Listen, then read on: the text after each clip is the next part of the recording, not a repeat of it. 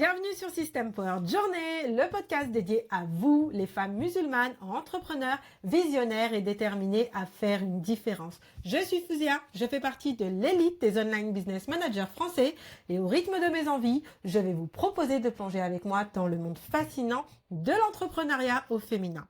Dans ce podcast, nous partagerons des histoires inspirantes, des conseils pratiques et des stratégies d'empowerment pour vous aider à exceller dans vos affaires et dans votre vie personnelle. Que vous soyez au début de votre aventure entrepreneuriale ou déjà bien établi dans votre parcours, System Power Journey est là pour vous équiper des outils, des connaissances et de l'inspiration nécessaires pour prospérer, Inch'Allah. Alors rejoignez-moi dans ce voyage d'empowerment, de croissance et de succès. C'est notre moment de briller, de faire entendre notre voix et de laisser notre empreinte dans le monde des affaires. Soyez attentifs parce qu'un nouveau voyage commence maintenant. Salam alaikum et bienvenue dans ce nouvel épisode de podcast que j'inaugure en mode interview.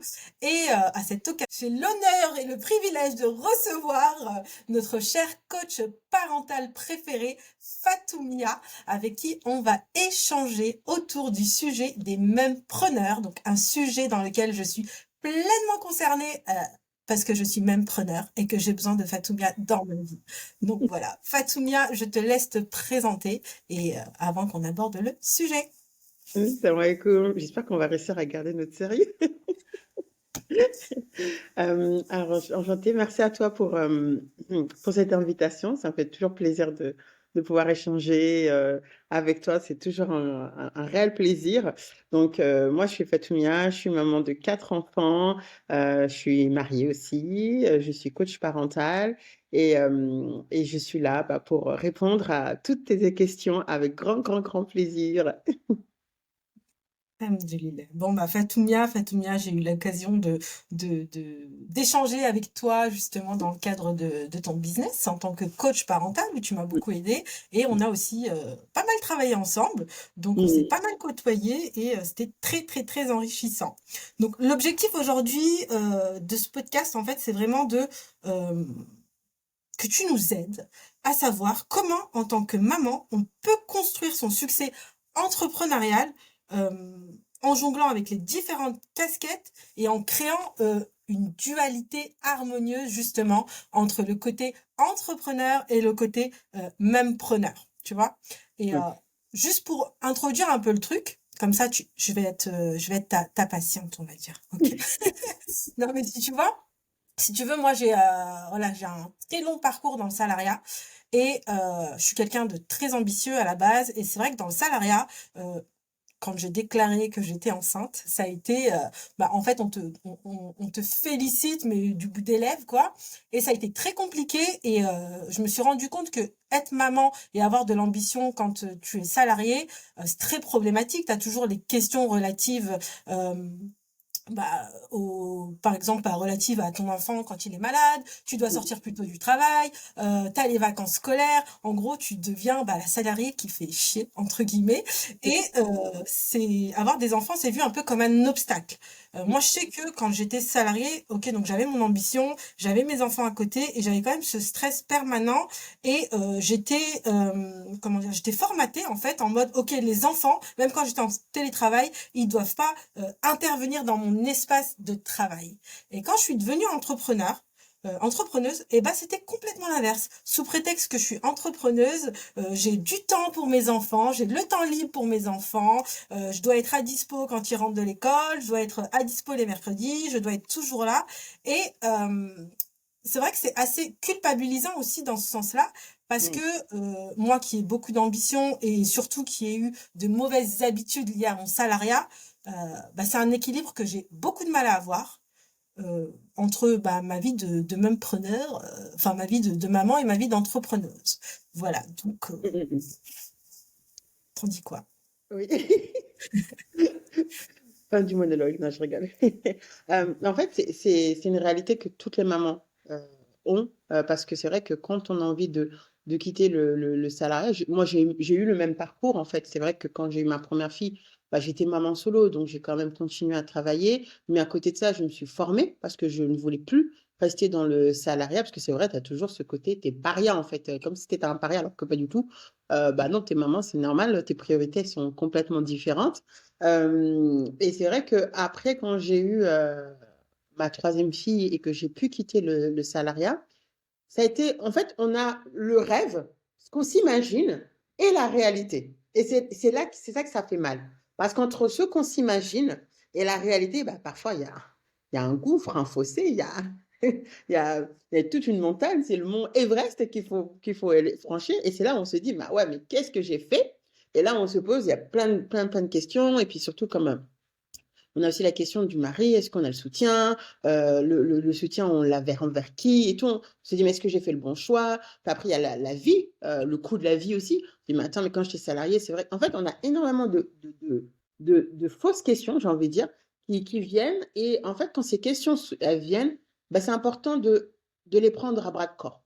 De ne pas les ignorer, de ne pas faire comme si, non, mais c'est bon, bah, je suis dedans, je suis dans la PAC. Bah, en fait, on se mine le moral pour rien. C'est de se poser vraiment, de se dire, OK, je me pose cette question-là, bah, financièrement, bah, OK, qu'est-ce que je peux faire en fait?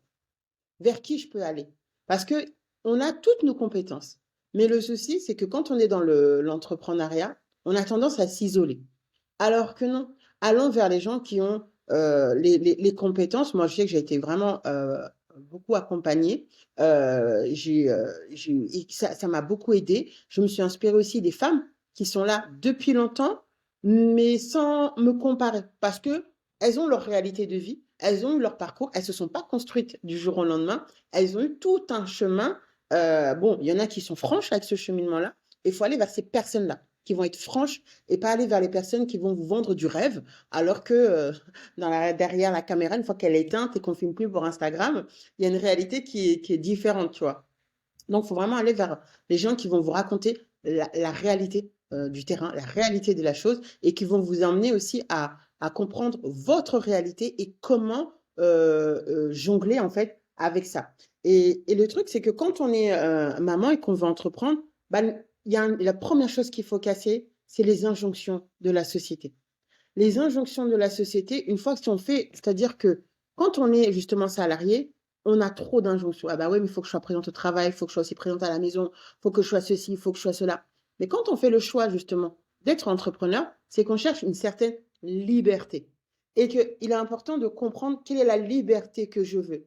La liberté que je veux, c'est de pouvoir passer et du temps avec mes enfants, mais du temps qui est qualitatif.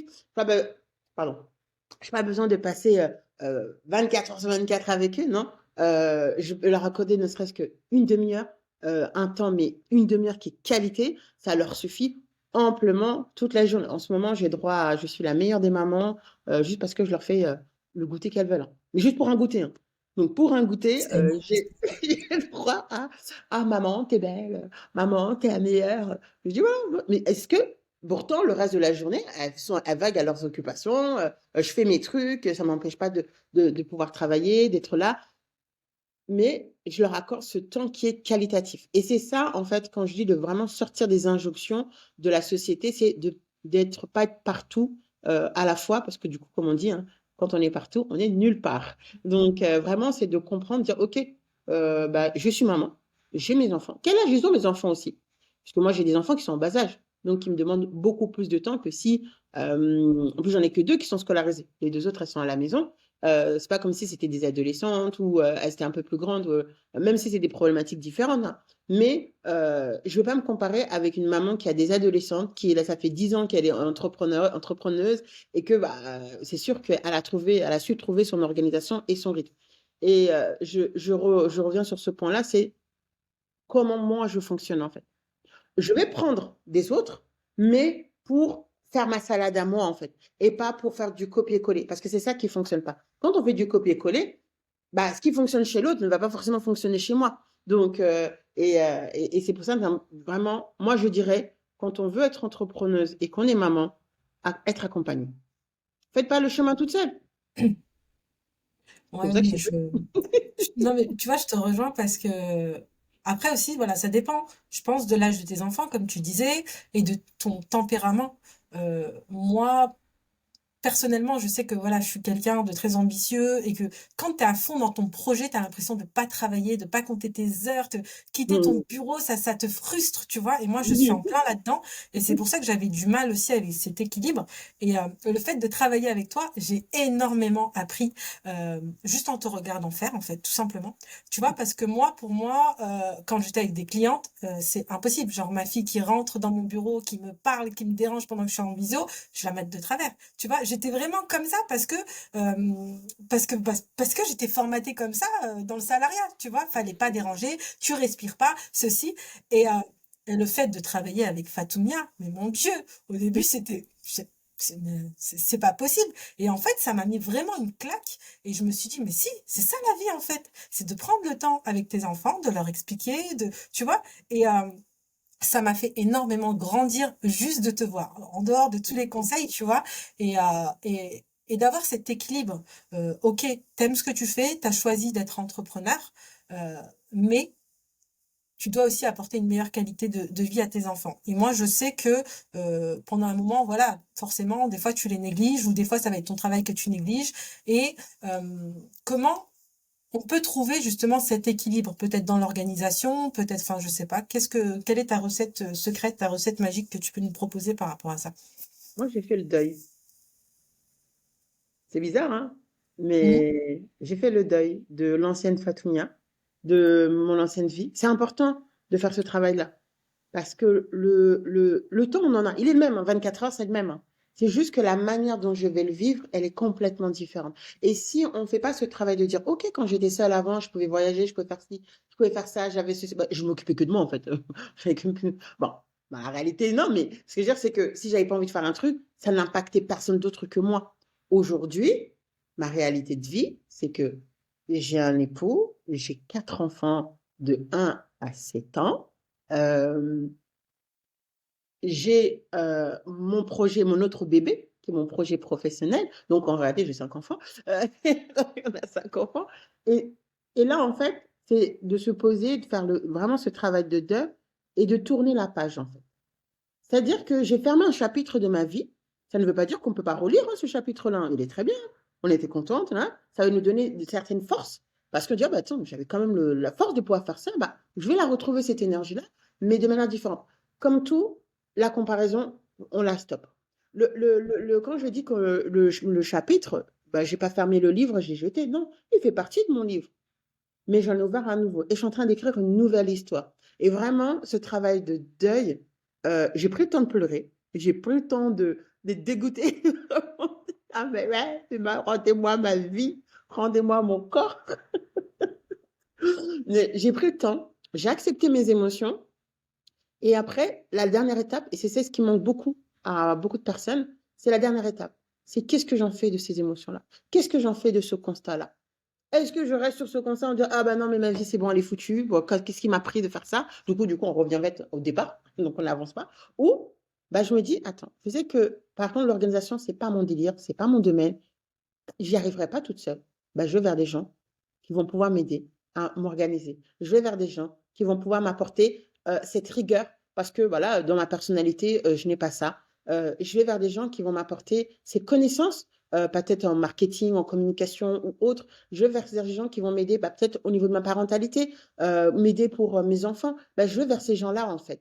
Et là, en fait, en mettant, parce qu'on pense souvent que demander l'aide, parce que la société nous a fait croire que demander de l'aide, c'est être faible. Au contraire, le plus fort reconnaît ses faiblesses et c'est vers aller les personnes qui vont pouvoir justement renforcer leurs forces et améliorer leur qualité de vie, en fait. C'est pas, moi, je sais, quand j'ai fait appel à toi, tu avais le truc qui m'était nécessaire, en fait. C'est d'apporter se dépasser mes limites. Et je t'en remercie parce que tu dis que tu as appris de moi, mais moi, j'ai énormément aussi appris justement ce côté ambitieux bah, qui peut-être me fait, c'est pas peut-être, qui me faisait énormément Est-ce que tu me l'as bien dit? Tu me l'as bien dit, comment qui me faisait défaut? Eh ben, j'ai trouvé qu'on a su tirer des forces de l'une et de l'autre pour justement s'améliorer chacune de notre manière. Moi, tu m'as aidé à m'améliorer d'un point de vue professionnel, avoir vraiment de l'ambition et d'avoir assumé cette posture. comme toi, j'ai pu t'aider d'une manière parentale, d'accepter aussi ta posture de maman et pas que ta posture de professionnelle, d'entrepreneuse. Et c'est ça, pour moi, la clé, elle est là-dedans, quoi. C'est de s'entourer des bonnes personnes qui vont vraiment vous tirer vers le haut et non vous tirer vers le bas. Et la comparaison, elle sera saine. Elle ne sera pas malsaine, vraiment, parce que je me dis, mais attends, mais si elle a réussi à avoir cette ambition-là, bah, ah oui, mais je peux y arriver. Donc, c'est une bonne comparaison parce que ça va me donner de la force et pas me dire, mais attends, mais vas-y, c'est bon, ça fait 10 ans qu'elle est là. Vas-y, qu'est-ce que je vais faire, moi? J'ai apporté quoi? Il n'y a rien. Alors que non, on a chacune nos forces et nos qualités. Donc, vraiment, sur ça, quand on a, c'est de faire le point sur sa vie. Et quand on n'y arrive pas à faire le point de manière objective, et je dis bien de manière objective, eh ben, c'est d'être accompagné. Vraiment.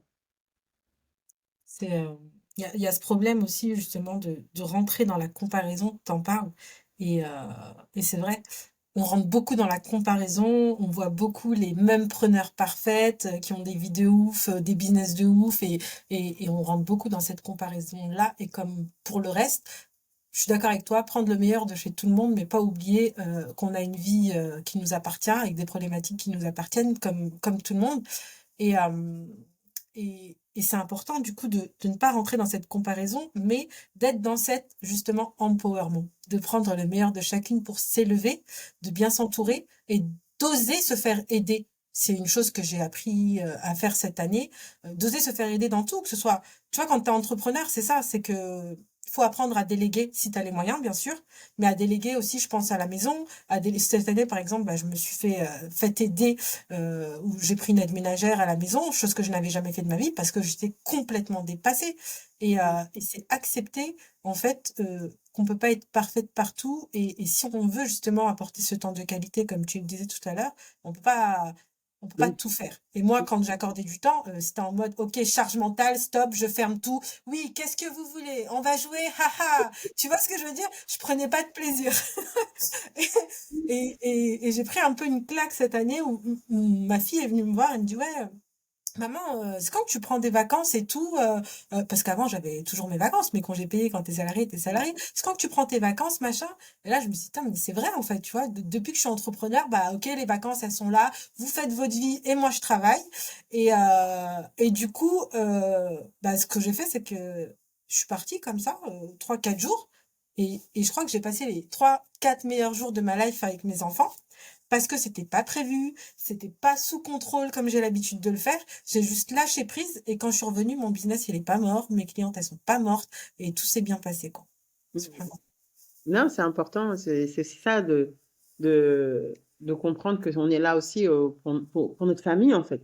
Ce Mm. qu'on fait, c'est pour avoir apporté cette qualité de vie à notre famille. Et je te rejoins vraiment sur le fait de s'aider aussi, de s'équiper quand on n'a pas forcément les moyens. Moi, j'ai fait le choix de m'équiper. Je me suis pris tous les trucs qui pouvaient me faciliter, le ménage, les repas, et j'ai pris tout ce qui pouvait me faciliter. Et au moins, je prends plaisir à faire les choses.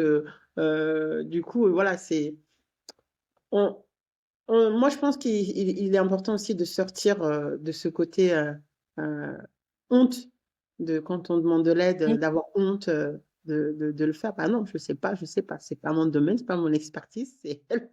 Moi, je m'y connais pas. Je fais appel à toi. Donc ça, c'est important parce que et c'est ce qui fait que on va connaître nos forces.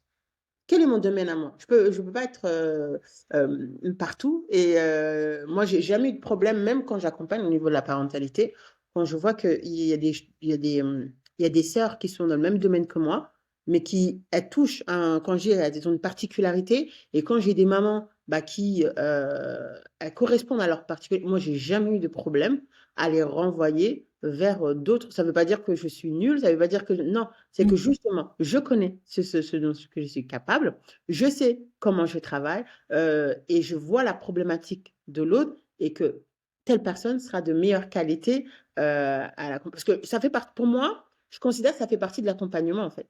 Mm. Si je te renvoyais vers une personne, je t'accompagne encore, je sais pas, je t'envoie vers quelqu'un puis je te laisse. Non, je reprends toujours des nouvelles de la maman, des personnes pour voir comment ça s'est Mm. passé, quel problème. Et je trouve que aujourd'hui, sortir de cette honte, de dire, bah ouais, mais si je la renvoie vers quelqu'un, bah, ça veut dire que je suis nulle, ou si je demande de l'aide, mais ça veut dire que je suis nulle. Non, Ça, c'est un peu aussi le poids sociétal, tu vois, où on nous renvoie, bah ok, si t'as de l'ambition, d'accord. Par contre, tout l'environnement autour, il doit pas bouger.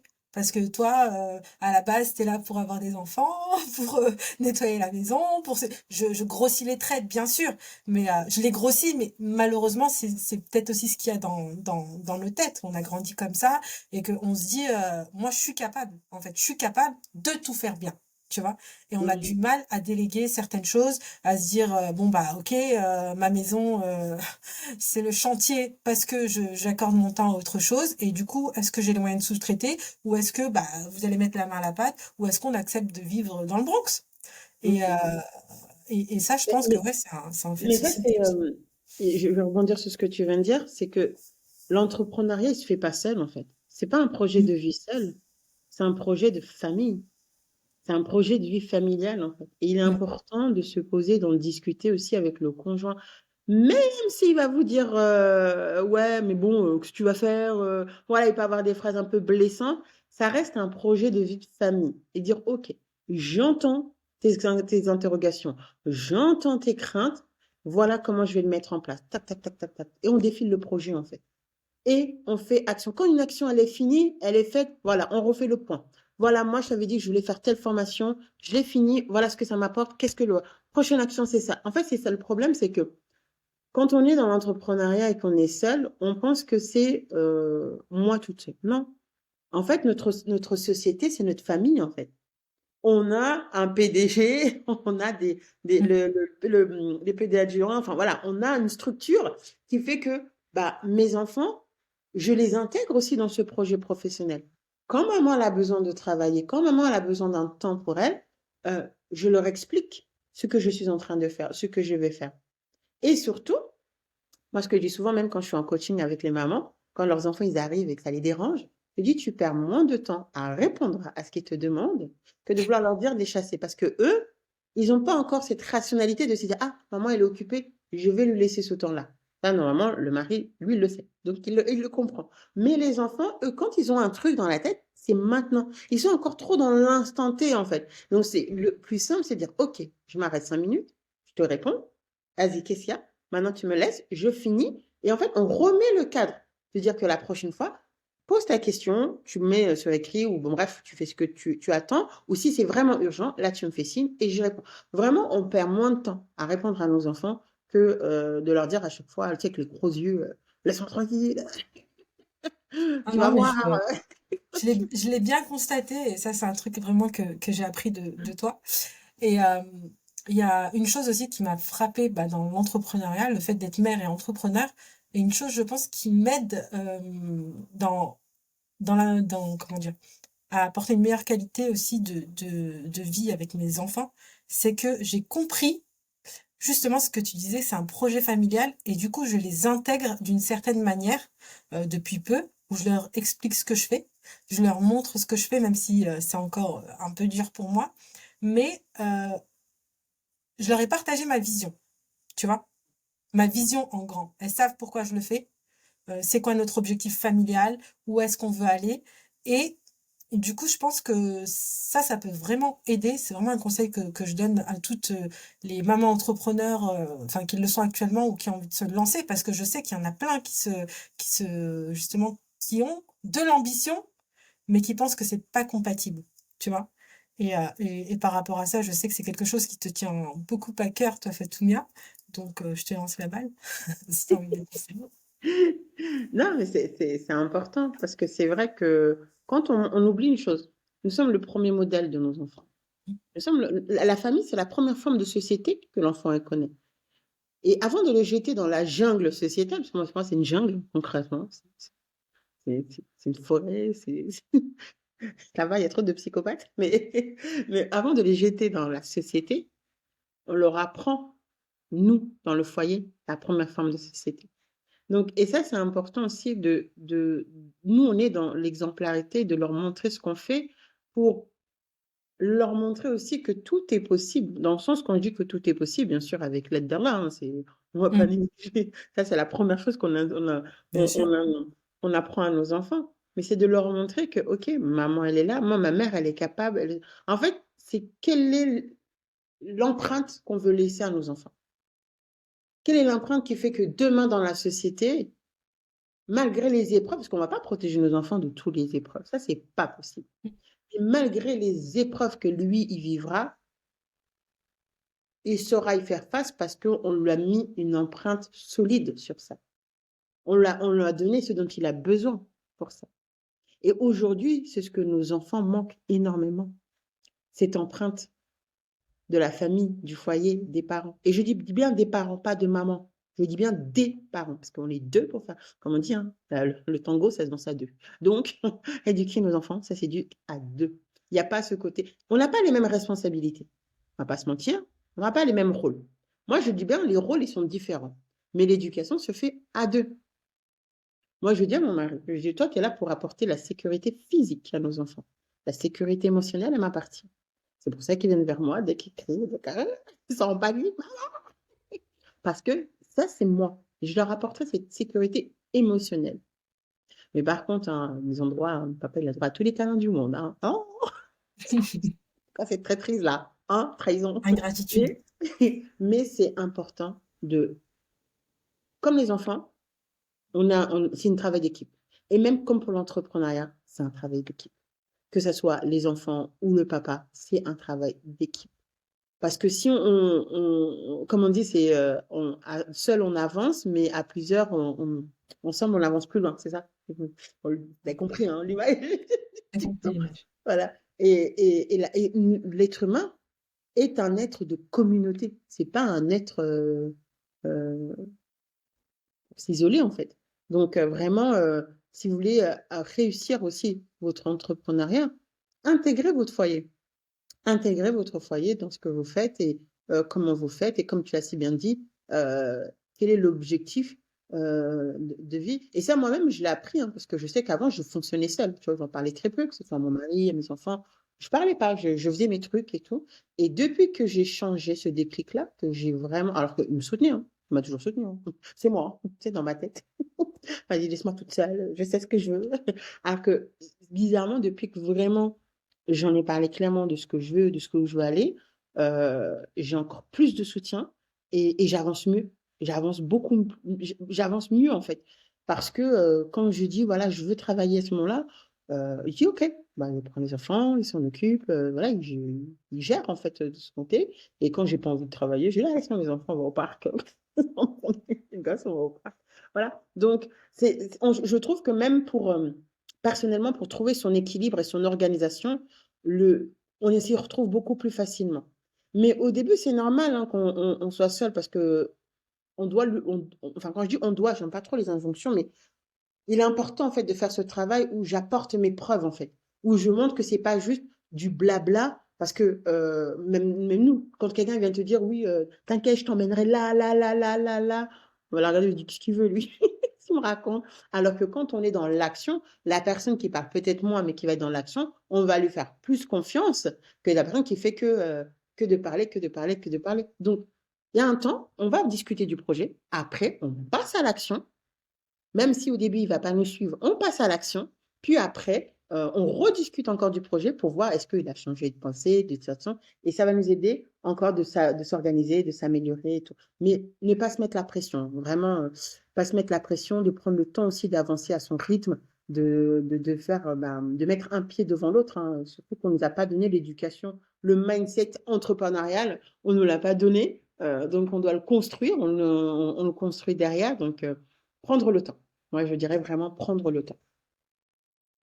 Ok. Et pour en revenir à la comparaison, qu'est-ce que tu conseilles en fait pour éviter de rentrer dans cette comparaison? Peut-être d'arrêter de regarder, je sais pas, tout simplement de regarder des comptes de personnes qui nous inspirent mais qui nous font du mal finalement, tu vois?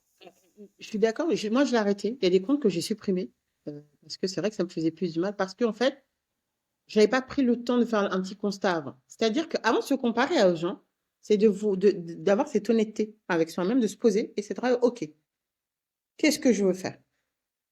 C'est quoi que j'ai envie d'entreprendre? Pourquoi j'ai envie d'entreprendre? Et comment je vais pouvoir le faire. Surtout quand on sait quand ce que je vais entreprendre, c'est Donc, qu'est-ce que je vais entreprendre? C'est de poser ses forces et ses faiblesses. Et parce que quand on pose ses forces, quand on fait le moment de comparaison, on se dit, bon, bah, ça, je sais que je l'ai déjà. OK, ah ouais, elle a mis ça en place. Vas-y, moi aussi, je vais pouvoir le mettre en place. Je vais tester, nanana. Et on va le tester à notre manière. Et quand on connaît ses faiblesses, quand on va voir quelqu'un, on se dit, ouais, et que ça nous pique, ça commence à nous piquer, on se dit, soit ça va nous donner la force et se dire, bon, bah, je vais pouvoir prendre les questions, me dire, bah, si ça, je ressens ça, bah ouais, c'est parce qu'il me manque ça, j'ai envie d'avancer, j'y arrive plus, là, je suis bloquée. Bon, maintenant, je vais demander à quelqu'un qui pourra m'aider à être bloqué, là où il n'y a pas de problème. Mais si ça le travaille et ça nous met plus mal qu'autre chose, là, on stoppe. On met de côté ce compte-là parce qu'on n'est pas encore prêt. Moi, par exemple, tout ce qui est des comptes sur l'organisation, tu vois, les comptes qui sont les maisons bien propres, Mm. organisation, le linge plié, j'ai arrêté de les suivre. Parce que déjà, moi, j'aime pas ça déjà de base. Et en fait, je me suis dit, mais ça me minait plus le moral parce que ça m'empêchait de voir en fait que moi, j'avais déjà mon organisation de mon foyer. Parce qu'en fait, j'étais dans cette comparaison de vouloir atteindre la même chose qu'elle. Mais en fait, non. Déjà, un, c'est pas mon point fort. Et de deux, j'avais déjà, et ça m'a empêché de voir ce que moi j'avais déjà. Donc, quand c'est comme ça, oui, on supprime. Ça ne veut pas dire que on ne reconnaît pas la qualité du travail de l'autre. Non, pas du tout. C'est que sur ce moment, ça ne m'aide pas. Et quand ça ne nous aide pas, et quand ça ne fait que procurer des sentiments négatifs, vaut mieux, le plus simple, c'est de supprimer et de comprendre ce qu'on vit et d'avoir vraiment, et de se poser, quoi.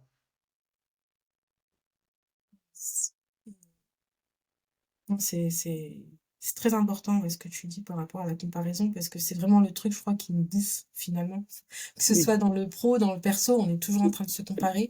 Et c'est ma nouvelle devise cette année. Je prends que ce qui est bon chez les gens et puis le Mm, reste, je trace en fait. Je mets des œillères et je regarde plus. Je fais ma life, je chope à droite, à gauche ce que je pense que je peux réadapter en bien chez moi en fait. C'est tout. Et exactement. j'avais une dernière question. Euh, Oui. Est-ce que pour toi, ce que je l'ai constaté pour moi, est-ce que c'est important euh, d'avoir un réseau de soutien de personnes qui potentiellement partagent les mêmes problématiques, euh, mais qui veulent s'empowerer, donc s'élever, hein, pas un réseau de soutien pour chialer, on est d'accord, mais un réseau de soutien de personnes qui partagent les mêmes problématiques et Mhm. avec qui on peut échanger et se donner des tips en tant que même preneur pour justement évoluer, quoi. Alors, c'est indispensable. C'est la condition nécessaire, en fait. Dans le sens où, alors, la seule nuance que j'apporterais, c'est, je dirais pas forcément les mêmes problématiques. On n'a pas Ouais. forcément besoin ou soit elles sont déjà passées dans ces problématiques-là et elles ont réussi à les dépasser, soit elles ont d'autres problématiques, mais que ils font écho ou qui font tout simplement, bah, moi, je l'ai déjà dépassé, je peux t'aider. En fait, c'est vraiment pas forcément de vivre la même chose, mais c'est d'avoir vraiment un réseau de femmes qui partagent les mêmes valeurs. Elles n'ont pas besoin de vivre la même chose, qu'on ne verra jamais la même chose, mais qui partagent les mêmes valeurs. Parce que quand si je sais, je viens vers toi, Fouzia, voilà, là j'ai un coup de morale sur mon business, je ne sais pas quoi faire, mais tu me donnes un conseil qui va à l'encontre de mes valeurs, Mm. non, ça ne va pas le faire. Mais alors que si je viens de voir et tu me dis, non, mais là Fatimia, t'abuses, allez, mets-moi un petit coup d'accélérateur, je t'ai dit de faire ça, ça, ça, ça. Tu sais comme tu le fais bien. Quand tu le fais si bien, eh ben, ça rebooste et on repart derrière, en fait. Et c'est pour ça que c'est vraiment. Moi, personnellement, je remercie Allah de m'avoir mis, mais toutes ces femmes exceptionnelles sur mon chemin. La liste, elle est longue, mais j'ai des femmes, mais il y en a même qui ne sont pas du tout entrepreneuses, mais par leur état d'esprit, par leurs valeurs, et parce qu'elles me connaissaient aussi. Donc, c'était un petit avantage plus. Donc, vraiment, d'avoir eu toutes ces femmes-là. Moi, j'ai une amie, elle m'a beaucoup aidée au niveau de la cuisine, au niveau du foyer.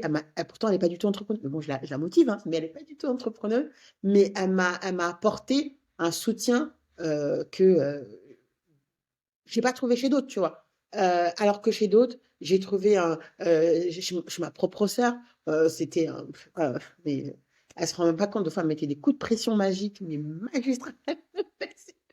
Mais voilà, parce que ça m'a motivée. Le fait de l'avoir aussi, se donner à fond, bah, ça m'a donné aussi la motivation. J'ai eu d'autres sœurs qui m'ont vraiment, aidée, sur vraiment tout cet état d'esprit. Quand j'étais fatiguée, physiquement, par rapport à mon postpartum et tout, ma grossesse et tout.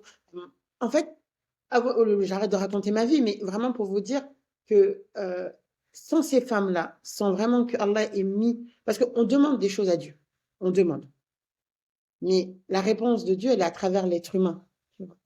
Et donc vraiment, je remercie que Allah il m'ait mis ces personnes-là sur mon chemin et il les a mis au bon moment à chaque fois. Et le timing, il était tellement parfait que tu sais, tu peux pas. Et du coup, moi, je dis vraiment, les filles, si vous voulez entreprendre, mais l'isolement, vous l'oubliez.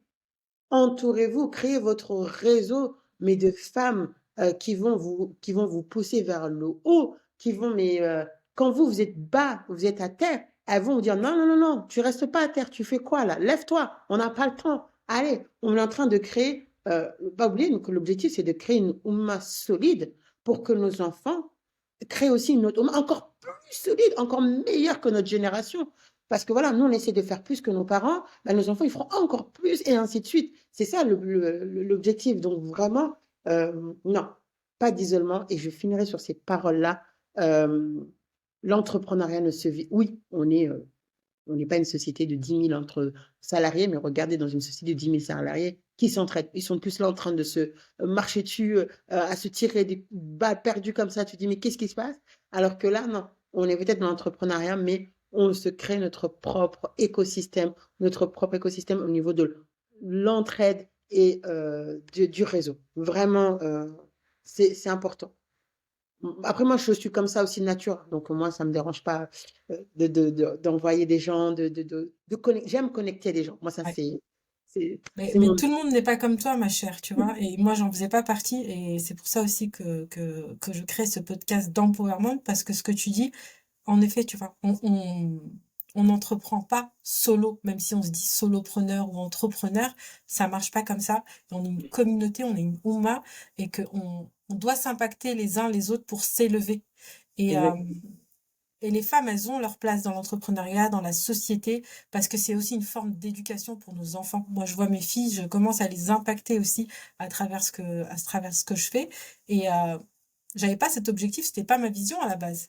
Mm. Et en fait, on va dire que c'est des répercussions positives. Donc, alhamdoulilah, il faut les prendre et faut avoir ce réseau, faut se soutenir et faut oser aller vers les autres. Oui, Ça, c'est important. c'est ça. Barakallahu fik, Fatoumia. J'ai Bah, merci à toi. une dernière question pour toi, Oui, même si j'ai peut-être la réponse, je sais pas. dis-moi. Dans cet esprit justement de femme inspirante qui te tire vers le haut, qui t'empower, j'aimerais que tu me dises quelle est la femme, la preneur, donc on parle de preneur, entrepreneuse, qui t'inspire le plus et qui te motive au quotidien et pourquoi? Alors, je vais te donner peut-être une réponse bateau. Je peux pas te dire la femme Vas-y. parce que dans ma manière d'être, euh, je regarde vraiment, par exemple, je reprends l'exemple. Si je sais que j'ai besoin de rigueur, bah, c'est toi que je vais regarder, tu vois. Parce que si c'est de rigueur et d'ambition, c'est toi. Je sais que tu vas me mettre la phrase, tu sais, la ping, ping, comme ça, là, qui va me dire, non, mais là, faut tout arrêter tes bêtises et tu vas avancer. Si je veux avoir de la bienveillance, une écoute, c'est une autre sœur qui s'appelle Amen Hachem. C'est vers elle que j'irai. Si je veux avoir un petit coup de boost au niveau de mon mental, de mon esprit, parce que voilà, je suis un peu down. C'est une autre sœur qui s'appelle Yassamine. C'est vers elle que j'irai. Maintenant, si je veux un petit coup de boost au niveau parce qu'elle me connaît de mes fausses croyances et dans mes c'est ma sœur vers qui j'irai. Donc, tu vois, il n'y a pas the femme. Et c'est ça qui est important. Ne pas se dire qu'il y a the personne, il y a une entité de personnes, il y a un ensemble de personnes. Et c'est toutes ces femmes-là, en fait, et qui font que, et encore, il y en a que j'ai pas cité, hein, mais c'est toutes ces femmes-là qui font que bah, tu as Fatoumia aujourd'hui. Tu as la Fatoumia que tu vois là aujourd'hui, en fait. Et c'est pour ça que moi, je pourrais pas te dire, il y a une personne parce que c'est faux. J'ai eu, alhamdoulilah, toute une équipe de mamans extraordinaires à mes côtés, qui m'ont appris énormément par leur parcours, et par leur manière de faire et d'être. Il y a des choses que je prends, il y a des choses que je prends pas, il y a des choses que voilà que je peux être d'accord, des choses que je ne suis pas d'accord, mais elles sont toutes plus, non pardon, elles sont toutes plus inspirantes les unes que les autres. Donc vraiment, je tire du meilleur de chacune, en fait. Une dernière chose, j'avais dit une dernière chose, mais là, c'est vraiment la dernière. La troisième dernière chose, hein. La troisième dernière chose, euh, je sais que, bon, là, c'est un podcast dédié aux femmes entrepreneurs, qu'elles soient en début ou bien avancées dans leur business. Et je sais qu'il y a énormément de femmes enfin, de femmes qui aimeraient entreprendre, qui ont cette ambition, mais qui ne se lancent pas. Quand on est maman et entrepreneur, ça peut faire peur. Et on pense aussi que notre vie, elle est d'abord dédiée à nos enfants et ensuite à nos ambitions personnelles. Sauf que l'un ne va pas à l'encontre de l'autre, et bien le contraire même. Et je sais que tu travailles très dur et que dans ton programme, c'est aussi une de tes ambitions de faire en sorte que les mamans s'épanouissent à travers leur rôle de mère, mais aussi à travers leurs ambitions personnelles. Et, et je sais que tu nous as concocté une pépite, donc si tu veux en dire quelques mots, et je t'invite à le faire. Oui, dans le programme L'éveil des mamans, oui, il est là. On l'a construit dans le sens où c'est vraiment de faire accepter la maman toutes ses casquettes. Et c'est vraiment aussi de l'aider à accepter qui elle est, comment elle est, pour justement oser, comme ma sœur aime bien le dire, pour justement oser aller là où elle serait cru, mais jamais j'aurais fait ça, ou même celles qui sont lancées, parce que j'en ai une qui s'est inscrite et qu'elle est déjà dans l'entrepreneuriat. Et c'est aussi de travailler aussi ses croyances limitantes, et c'est aussi de lui faire comprendre que non, tu as des compétences et on va les travailler pour justement dire, bah voilà, je vais vers toi, je te fais confiance. Mais c'est de trouver cet équilibre dans ta vie d'entrepreneuse, de maman, et ta vie de maman. Parce que moi, j'ai entrepris, j'avais ma fille, elle avait 2 ans et demi, elle allait sur ses 3 ans, et tout de suite après, bon, je me suis mariée, mais tout de suite après, je suis tombée enceinte. Et pendant 3 ans, j'étais enceinte tous les ans. 2020, 2021, 2022, j'étais enceinte, j'ai accouché. Et ça a été dur, c'est-à-dire, mais j'avais des projets, je voulais avancer, et là, j'ai 3 enfants. Et c'est pour ça que je dis le travail du deuil était important, de dire, OK, avant, j'aurais pu avancer, parce que ma fille, en plus, elle rentrait à l'école, donc c'était parfait, le timing, il était bon et tout. Mais non, j'ai 3 enfants, mais ça m'a pas empêché, alhamdoulilah, de pouvoir travailler et d'avancer, parce que mon bébé, j'ai 1 an, et je lance ce programme-là pour les mamans, pour que je sais qu'elles relancent leur relation et la communication avec leurs enfants, leur foyer et avec elles-mêmes, parce que la manière dont on se parle a son importance aussi. Parce que si je me dis toujours que je suis nulle, j'y arriverai pas à ceci et cela, il faut comprendre. Parce que je n'aime pas les phrases bidons qu'on trouve dans le développement personnel. Ouais, tu te parles positivement, tu vas y arriver. Non, c'est d'aller en profondeur. C'est savoir qu'est-ce qui t'emmène à penser ça, qu'est-ce qui t'emmène à avoir ce type de phrases, et de comprendre d'où elles viennent pour justement pouvoir faire ce chemin de guérison, et de pouvoir transformer, bah, quand il y a des phrases négatives qui viennent, on les transforme en phrases affirmatives tranquillement, quoi. En tout cas, ce Mm. fut un plaisir de t'avoir Ouais. sur mon podcast, ma chère Fatoumia. C'est toujours un Ouais, plaisir merci, de c'est parler un avec toi. plaisir aussi. Et dis-nous juste où est-ce qu'on peut te retrouver sur Instagram. Bah, je suis sur Instagram sur le pseudo Souffle de vie by Mia. Mia, je vous explique, hein, parce que c'est la fin. Parce qu'en fait, dans la vie, on m'appelle tout le temps Fatou. Fatou, Fatou. Mon prénom entier, c'est Fatou Mia, mais on m'appelle tout le temps Fatou. Je dis, bon, bah, sur Internet, je mettrai la fin de mon prénom. Donc, c'est pour ça que c'est le Mia.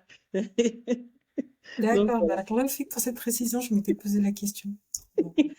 Et ben sur ce, on va vous quitter. Merci d'avoir écouté cet épisode de podcast avec cette super invitée, et n'hésitez pas à le commenter et à la suivre aussi sur les réseaux, le souffle de vie by Mia. Barakallahu fik Fatoumia, à très bientôt. voilà, assalamu alaikum.